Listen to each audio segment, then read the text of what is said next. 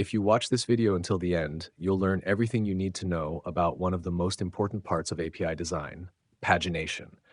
And we'll fully understand this crucial feature by building a hands-on example with Python.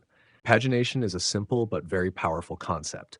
Instead of returning all the data at once, which can be huge and inefficient, we return data in small pieces, page by page.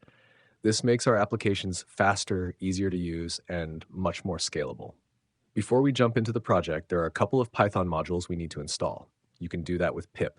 The commands are simple.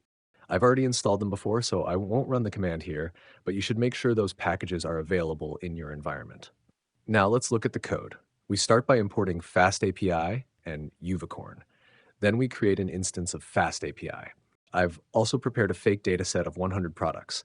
Each product has an ID, a name, and a price, just to simulate what a real database might look like.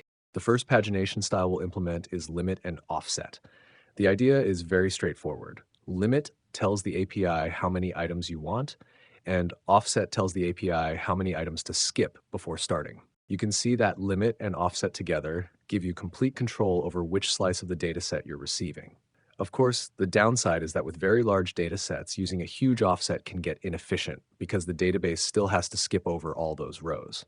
The second style we'll implement is cursor-based pagination. Here, instead of skipping rows, we pass a cursor, which is usually the last ID we saw.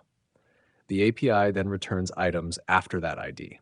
This approach is usually faster and more stable, especially when new records are being inserted into the dataset. Some of the code might not have been completely clear so far, but we'll test all the possibilities using Postman in a moment, and that's when it will really make sense. Once we have the code ready, we can run the server with the command uvicorn main app-reload.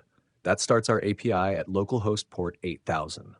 Now let's move to Postman and actually test it. First, let's try the limit and offset endpoint. I set limit equal to 5 and offset equal to 0. I get the first 5 items, IDs 1 through 5. If I set offset to 5, I get items 6 through 10. If I set offset to 10, I get items 11 through 15. That's exactly how pagination should behave. Now I test with just the limit. If I set limit equal to 5, I get items 1 through 5.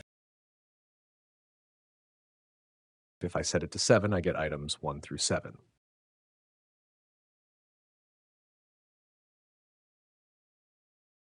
Now let's test the product's cursor endpoint with the limit and cursor options.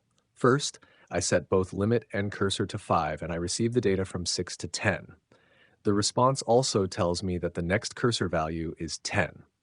If I set the cursor to 10, then the items from 11 to 15 will be fetched. And if I set the limit to 10 while the cursor is 10, I'll get items from 11 all the way to 20.